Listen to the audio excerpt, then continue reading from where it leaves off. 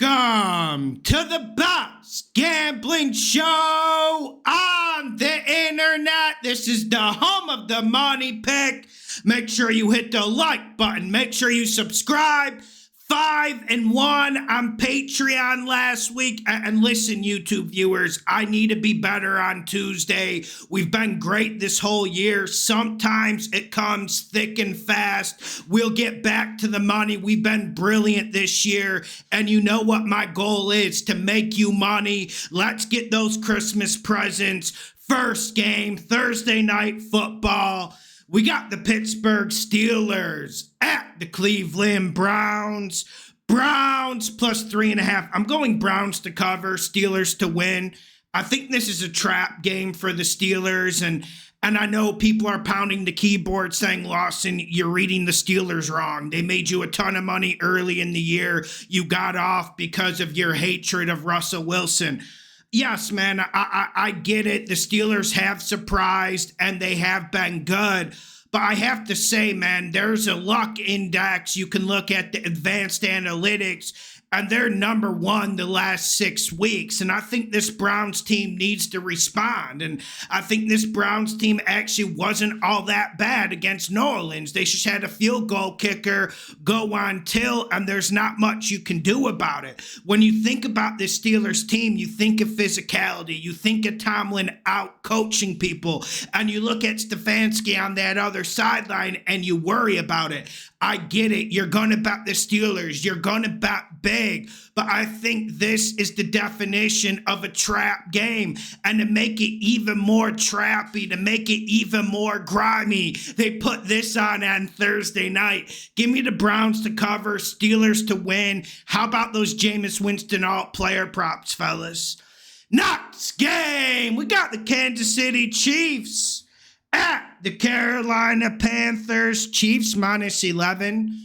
Panthers to cover, Chiefs to win. I mean, if I was a little bit bolder, maybe we would bet the Panthers. I mean, we did hit that money line upset against the Giants. I don't want to get ahead of myself. We got against the Chiefs last week. That's good enough for me. Best bet on Patreon. But honestly, I'm getting out because I'm going back to my original inclination. I do not want to put money on Chiefs games. Now, I think they struggle in these types of scenarios when they're laying a lot of points. There does seem to be a malaise in this Chiefs team. And then speaking of it, I've seen 3 decent performances from Bryce Young. And like I told you guys last week, I feel like this Chiefs defense is overrated, especially their secondary depth. If Thielen's back, you get Jonathan Brooks making his debut. I think this Panthers offense can do something. I'm not saying they're going to do a lot, because obviously when you look at these Chiefs games, when you look at their offense, they're just not in high gear, man. I'm not sure they're even a top 7 offense in the league right now. And that's not a value judgment about January or the playoffs. Panthers defense can't stop the run, but are the Chiefs going to get physical? Are they going to get grimy? Or are they just going to jog out another 6 or 7 point win? That's what I think they do. Give me the Chiefs to win, Panthers to cover. Next game, we got the Dallas Cowboys at the Washington no-names Commanders minus 10. Money, money, money. Money, Commanders winning the cover. Listen, I picked the Commanders every single week this year. And I know the last 2 weeks, especially the money pick against the Steelers, has frustrated a lot of you guys.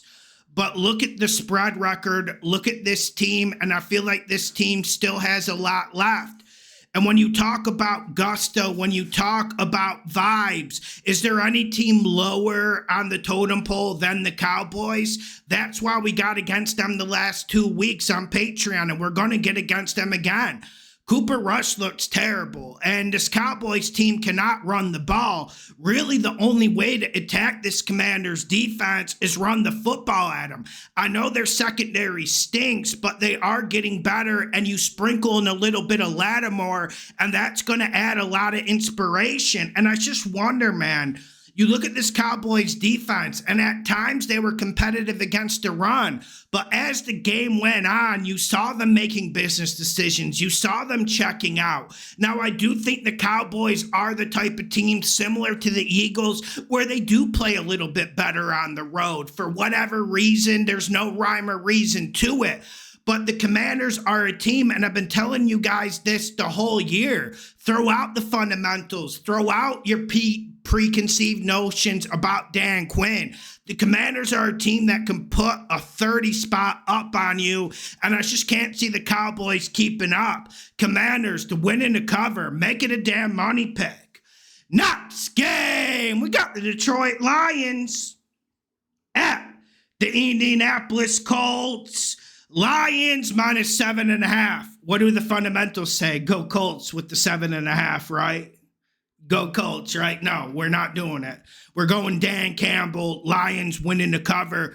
This Lions team is just a different type of motion, and you watch them, and they go for the jugular, they go for the neck, the coup de grace. And I think that's what they do to the Colts. Now, I do think Anthony Richardson getting back going, it helps the run game, and he was actually able to throw it. I just don't think they are going to do much against a fierce man-to-man against the Lions. And I feel like that's how you have to attack this Lions defense. You have to slang it. You have to open up. You have to be aggressive. And that's just not really the Colts game, even though they have a genius in Shane Steichen dialing it up. And then you look at the other factor in this game. Listen, man, the Lions are going to stop the run, and then that leaves a lot of 3-and-outs for the Colts. And on the other side, this is a Colts defense that just doesn't have a lot of talent. They're fighting. They're playing with inspiration. We got to give them credit.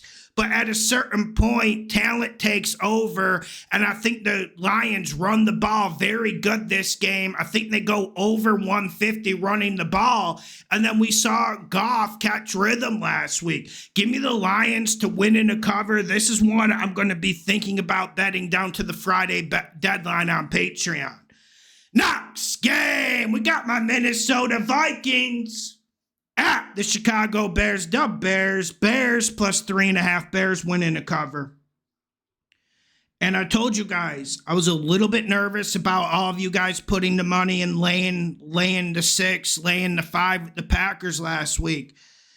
And I don't think the Bears are a good football team, but I think the Bears upset my Minnesota Vikings.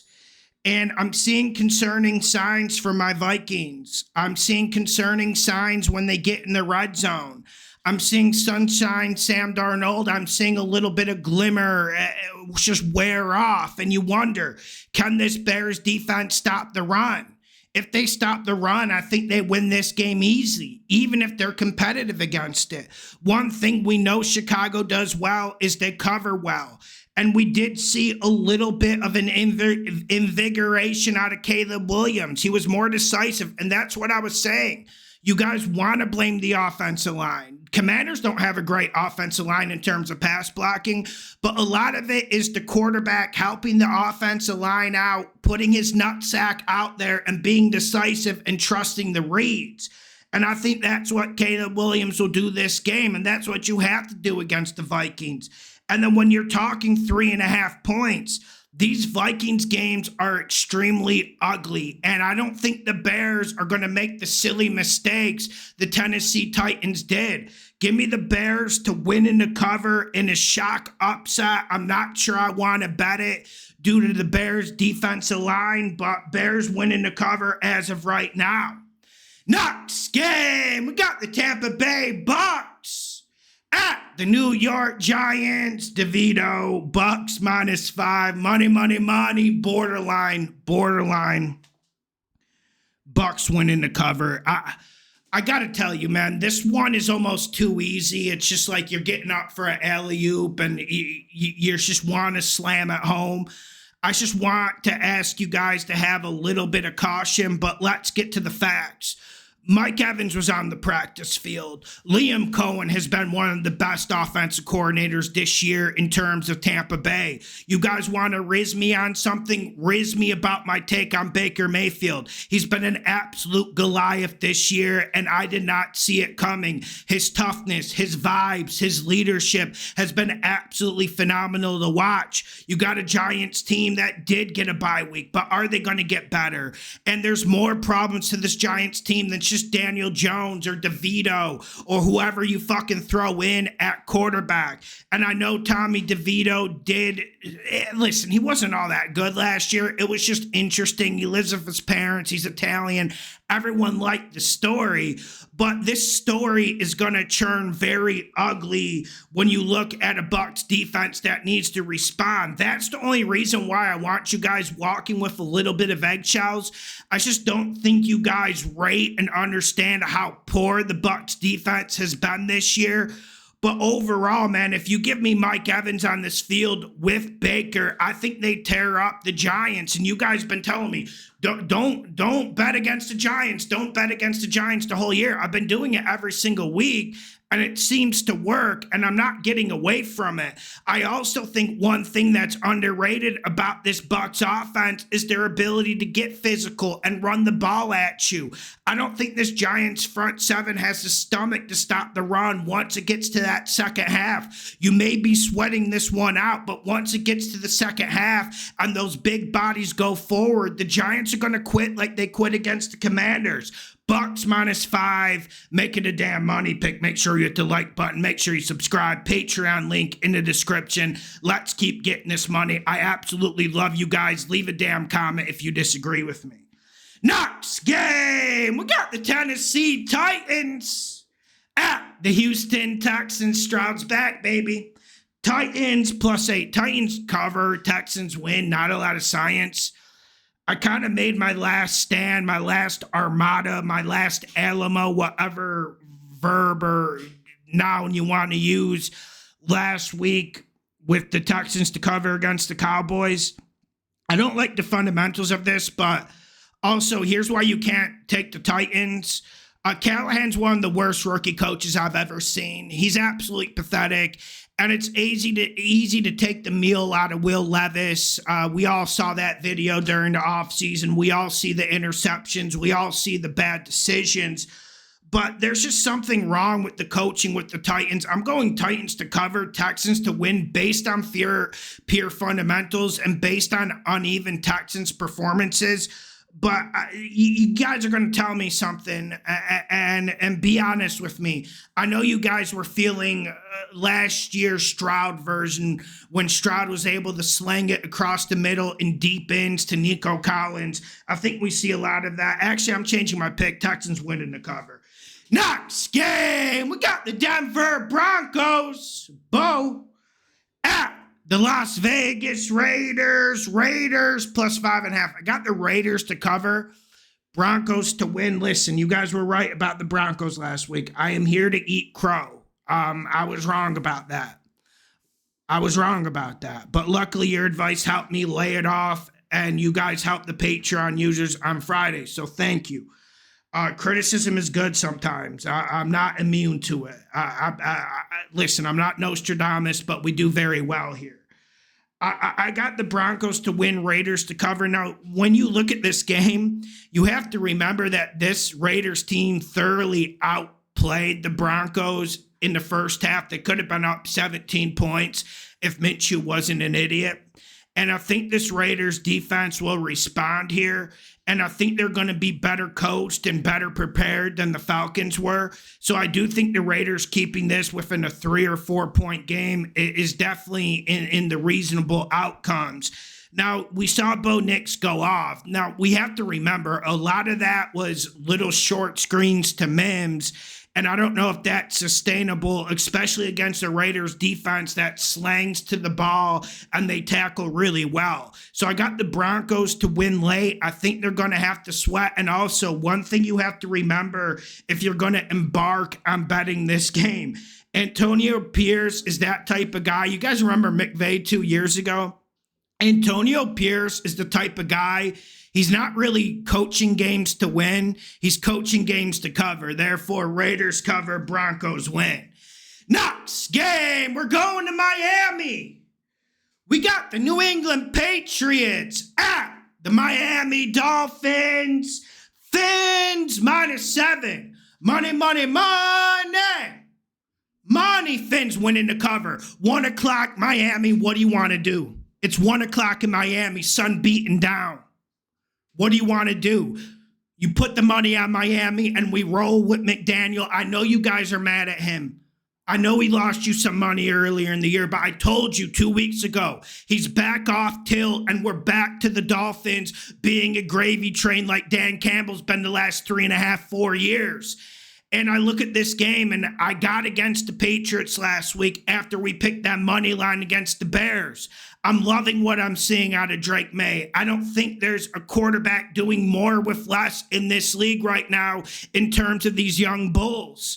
But when you look at the Patriots, this is just a bad team. They're not great on the defensive line. They're not great in the secondary. And their offensive line just isn't even competitive. Like, listen, I think Jerod Mayo is going to make us sweat. Drake May is going to make 3 or 4 plays that just makes you say, wow, man, how did this dude get out of the pressure?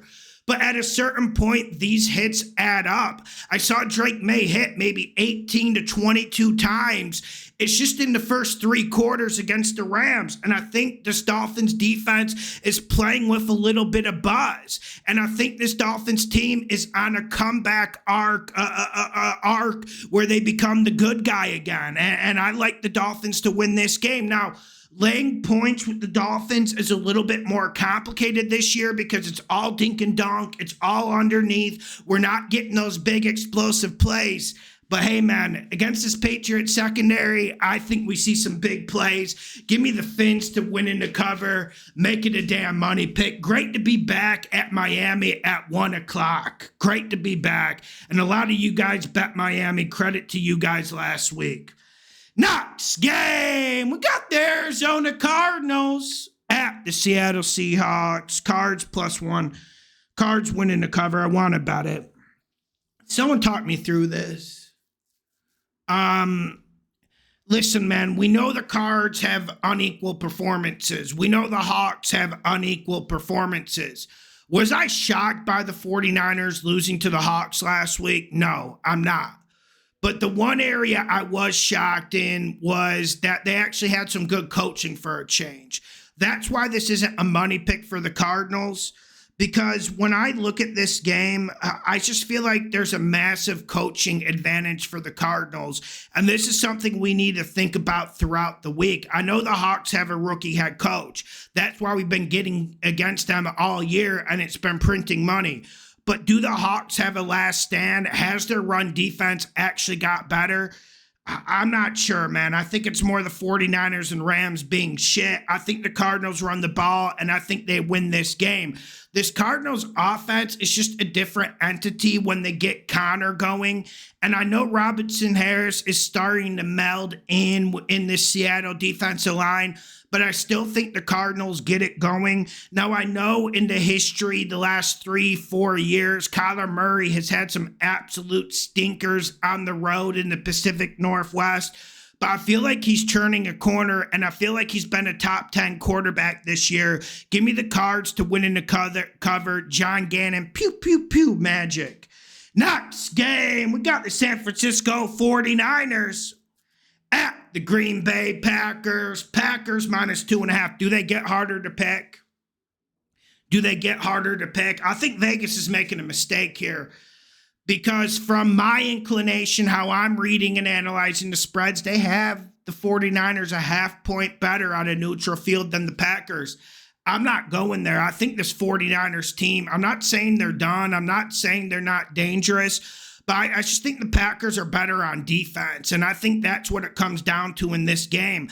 I feel like Shanahan is stifling this offense. I feel like they're not using enough 2 running back sets. They're not getting Christian McCaffrey in routes enough. And I think this Packers front 7 can stop the run. If the Hawks stop your run, I like the Packers' chances. Now, you worry about both of these quarterbacks. Both have been inconsistent. Both have been churning the ball over. But if you put a shotgun to my head and say Purdy or Love, with Love at Lambeau Field, I'm going to Packers to win in the cover. Both teams look like junk, but give me the Packers. Next game, we got the Philadelphia Eagles. Hurts at the Los Angeles Rams. Eagles -2.5. Money. Eagles winning the cover. Why were people trying to riz me about the Eagles last week? I've been telling you the whole year since week 1, this Eagles team is fucking good, and that Sirianni is being abused. He is. Does he make people mad? Yes. But I like Sirianni. Do I think he's a great coach? No. But I think he has the locker room. And I think this Eagles team wins and covers. And, Sirianni's easy to attack. But if you look at some of Sean McVay's coaching, if you look at some of his game management, he's been worse than Todd Bowles. And I think this is the type of game where McVay cost his team. I think the Eagles win by at least 5-6 points. The Rams will have a chance to win it. But one thing I've been saying about this Eagles team the whole damn year, this defense is getting better. These young bulls on the defensive line are all peaking at the same time. I told you guys, Josh Sweat is fucking good. And I think that's the difference in this game. I'm not sure the Rams are going to be able to run it. If you tell me the Rams run it for $120, $170, then I think the Rams can win this game by 10. But this Rams offense just isn't the same if that run game isn't working. And it's not really working too well. And you look at it, like, I know Sirianni gives away possessions, but I'd rather chase touchdowns than chase field goals. One thing McVay seems to be chasing is field goals with this Rams offense. I think he clenches up in this game, and I think this is a rare occasion where Sirianni gets the last laugh. Now, this Rams defense is peaking. They got a lot of young guys in the secondary playing well, and their young defensive line is a problem for the Eagles. But I do think the Eagles run the ball. One thing this Rams defense struggles with is their linebackers staying in run fits. Saquon game, Saquon props over. Give me the Eagles -2.5.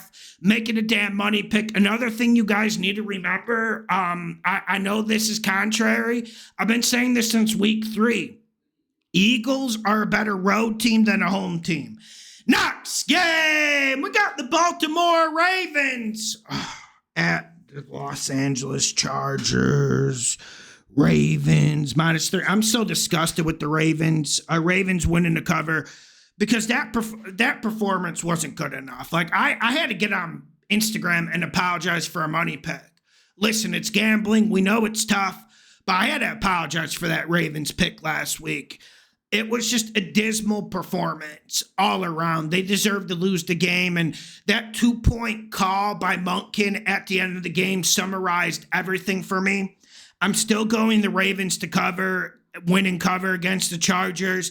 I'm going to do a full video on this game because there's a lot to break down. I got like 10 minutes to say, so check out that video. I'll post it on Thursday. Make sure you hit the like button. Make sure you subscribe. The best gambling show on the internet. Let's get this money. Come get this money with me. We've been printing it. We're the Federal Reserve of gambling shows on YouTube.